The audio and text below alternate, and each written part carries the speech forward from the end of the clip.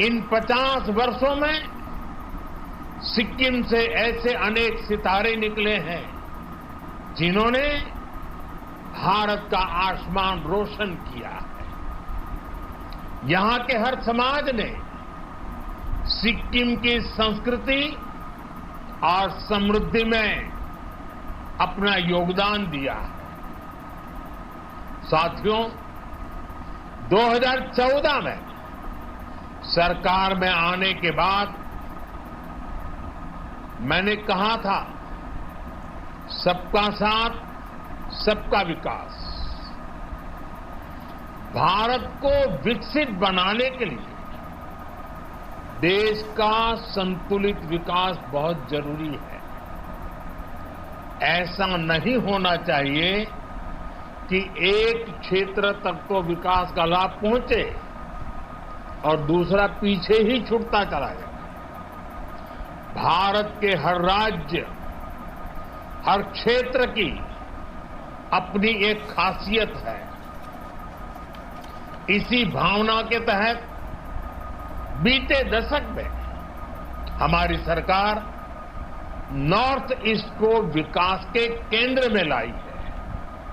हमें act east के संकल्प पर एक्ट फास्ट की सोच के साथ काम कर रहे हैं। अभी कुछ दिन पहले ही दिल्ली में नॉर्थ ईस्ट इन्वेस्टमेंट समिट हुई।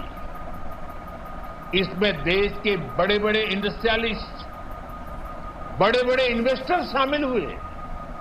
उन्होंने सिक्किम सहित पूरे नॉर्थ ईस्ट में बहुत बड़ी इन्वेस्टमेंट की घोषणा की है। इससे आने वाले समय में सिक्किम के नॉर्थ ईस्ट के नौजवानों के लिए यहीं पर रोजगार के अनेक बड़े अवसर तैयार होने वाले हैं।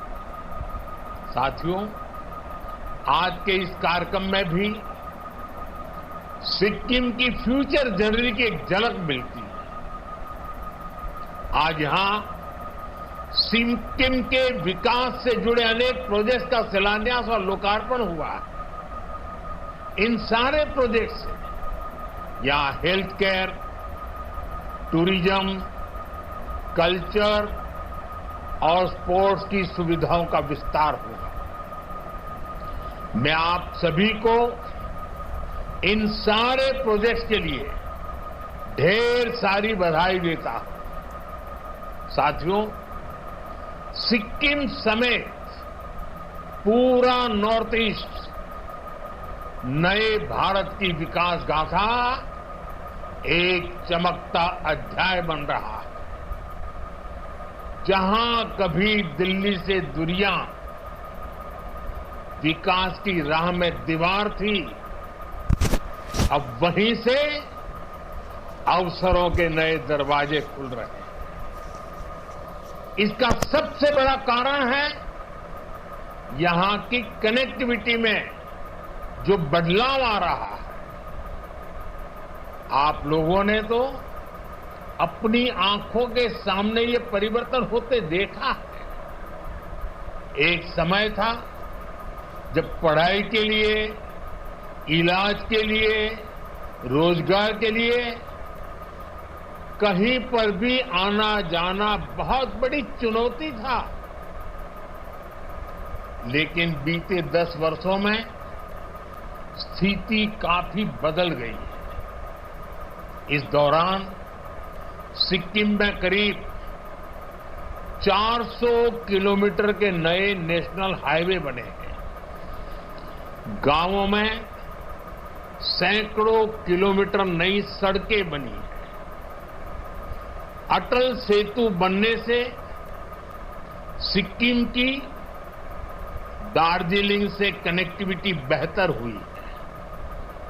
सिक्किम को कालिम्पोंग से जोड़ने वाली सड़क पर भी काम तेजी से चल रहा है और अब तो बागडोगरा गंगटोक एक्सप्रेसवे से भी सिक्किम आना जाना बहुत आसान हो जाएगा।